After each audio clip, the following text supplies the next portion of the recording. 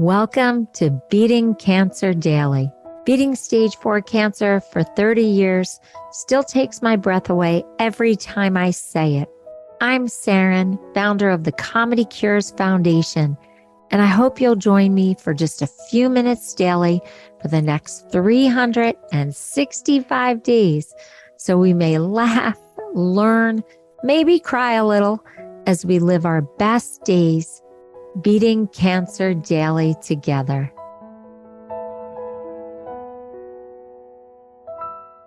So I love to try new things. And I started to research about hobbies, and I couldn't believe how much great science there is about having a hobby, having something that you do during leisure time. Now, I could tell you there was nothing leisurely about having cancer or going through cancer treatment, but you are stuck in waiting rooms. But we do get stuck in waiting rooms and we do get stuck in chemo chairs.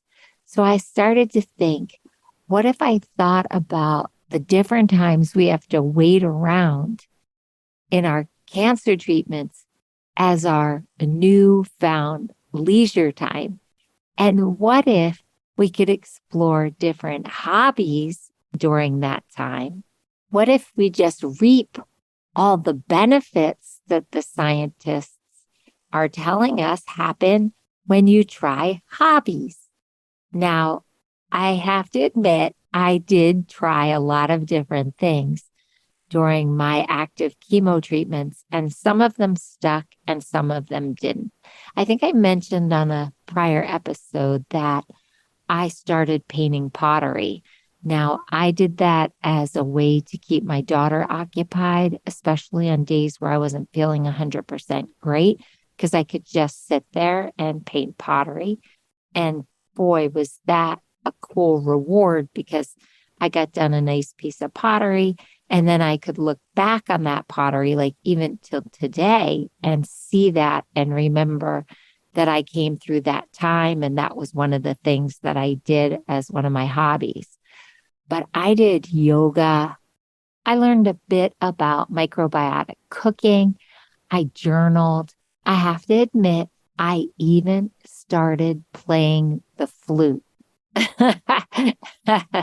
That career didn't last too long. I had to do it as part of the Suzuki method with my daughter, but I did. I started playing the flute. I had to learn to read music, but one of the best things I started to do was I did a deep dive into the research of psychoneuroimmunology, the mind-body connection. And I also did a deep dive into comedy. Yep, I started the Comedy Cures Foundation, a whole charity, as a hobby during my cancer treatment. And then, of course, that's turned into a 24-year hobby, except it's not a hobby anymore. It's full time. So if you look at the research, it's obvious that when you enjoy a hobby that you're doing, it reduces your stress, it improves your brain health, it helps with your memory. And I have to tell you, I had chemo brain. So doing these hobbies really helped my brain health while I was going through all that chemotherapy. There's just so much cool research about the power of hobbies. And I saw one study from the Society of Behavioral Medicine that said that people who do leisure activities have fewer negative emotions and are less stressed. And actually, our heart rate lowers when we're doing hobbies. So hobbies can help mitigate some of the depressive tendencies that are sparked during a cancer diagnosis, cancer treatment, or survivorship. And the first sign is that we can lose interest or joy in things. And this is an early sign of depression called anhedonia. Now, what the researchers are saying is that by adopting a hobby, we can cut that off at the pass. and we can reignite our interest and reignite our joy. Now, comedy did that for me. Not only the endorphins that I produced when I was laughing, but just learning comedic structure. That's why I teach comic perspective throughout these 365 days of episodes of Beating Cancer Daily. I want to share the knowledge that I got that really reinforced my joy and helped me not fall into depression when I was getting so much bad news from my medical team. So, what kind of hobbies are you thinking about? What might you try? Some people do cooking, some people paint, some people journal. We did a whole episode on gratitude journals. The research is really compelling about those. But what else can you try? Now, I had to lay back a little bit off the physical activities like horseback riding, which I love to do, skiing, which I enjoy because I had a lot of bone fragility. But walking in nature, we did a whole episode on that, how good it is for you. Some people like to pick up card games or games like mahjong and bridge. Some people continue to play backgammon. There are so many games you can play. Some people really like to play video games. That wasn't my thing, but that can be a hobby.